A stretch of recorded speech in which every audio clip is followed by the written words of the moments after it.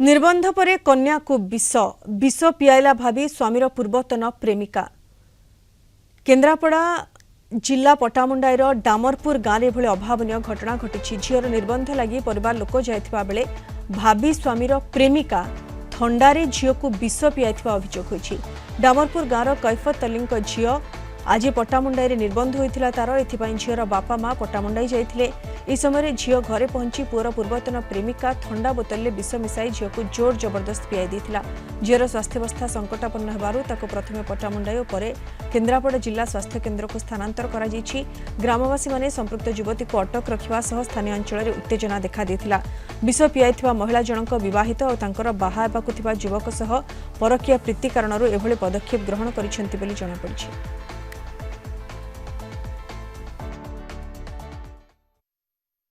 से जो आंखर जुआई हेबे से मोर जीवन आज 17 वर्ष हेलानी खराब पड़लानी अछि कि मो घरे बसी कि मते बाडिया बाडी करी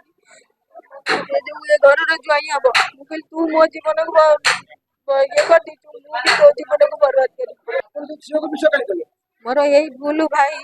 मु से निर्भर झियोटा को आसी विषय देले से को देइथांती पड़िया मो दियर अछि मो मामू ससुर को आसुची आम घर 16 17 वर्ष आसु कि बसा उठा भल मंद सब करे करी भाव प्रिय करी सब ये करी नष्ट करदेला मो पिलाटू जला मो स्वामी टू छड़े नेला जाइलु आज निर्बंध थला झीर आम निर्बंध करने जाइलु पटामुंडई साड़ू आसला बेलू आम ये हालचला है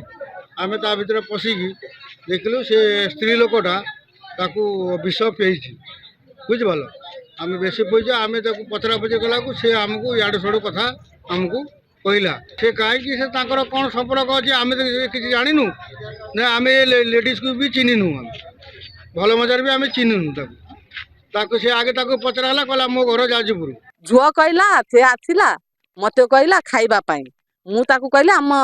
घरे कहीं नांती से कहला आमको भोक नागुची मते टिके खाइबा को किछि दियो से आम द्वार मुंडरे बसी पड़िला से झुआ कौन बिस्कुट आउ पानी की आनिकी देला जेते बेले देला से ठंडा बोतल रे ठंडा ढारिकी से बोतल धरी भीतर को पशिगला ताकू जबरदस्ती ताकू पिएला झुआ को मु बारीपटे थेनी